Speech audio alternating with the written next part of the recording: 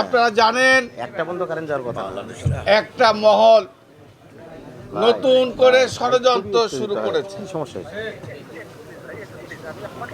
বর্তমান উনি বক্তব্য তো রানি গতকালকে এই 17 বছর যিনি ওনার অবৈধভাবে এই দেশ শাসন করে এই দেশটাকে ধ্বংস করে যখন বাংলাদেশের মানুষ ঐক্যবদ্ধভাবে সেই ধ্বংসকারী সেই ফ্যাসিস্ট শেখ হাসিনার বিরুদ্ধে যখন ফুঁসে উঠেছিল, যার কারণে গতকালকে উনি পালিয়ে, আজ থেকে 2 বছর আগে পালিয়ে ভারতে গিয়ে আশ্রয় নিয়েছিল।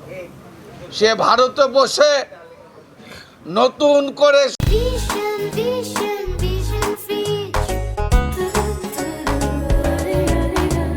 ষড়যন্ত্র শুরু করেছে। ষড়যন্ত্র চক্রান্ত করে বাংলাদেশের মানুষ আবারও ঐক্যবদ্ধ হবে।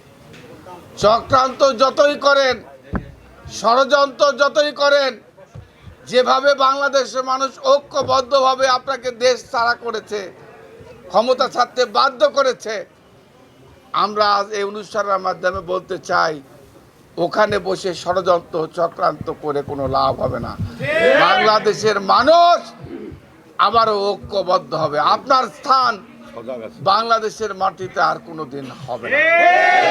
আমি শুধু ভারতের কাছে অনুরোধ রাখতে চাই, ভারত বাংলাদেশের ভালো বন্ধু। ভারত একটা গণতান্ত্রিক রাষ্ট্র। আমরা ভারতের কাছে অনুরোধ রাখতে চাই, এই ফ্যাসিস্ট অবৈধ সরকারকে আপনারা আশ্রয় প্রশ্রয় না দিয়ে আপনাদের সঙ্গে আমাদের যে বন্ধুত্বপূর্ণ সম্পর্ক সেটাকে বহাল রাখার জন্য হলেও শেখ হাসিনা ফ্যাসিস্টকে, খুনিকে বাংলাদেশের জনগণের কাছে আপনারা ফেরত দেবেন। এটাই হচ্ছে আপনাদের কাছে আমাদের আহ্বান।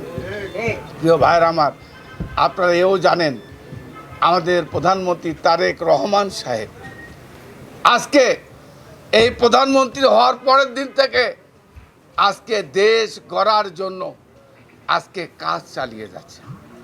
আজকে বাংলাদেশের অর্থনীতিকে একবারে ফোগলা বানিয়ে শেখ হাসিনার দোসররা, আপনারা দেখেছেন, আপনারা নিজেরও ব্যাংকে টাকা পয়সা রেখেছেন, অনেকে ব্যাংক থেকে টাকা উঠাতে পারেন না।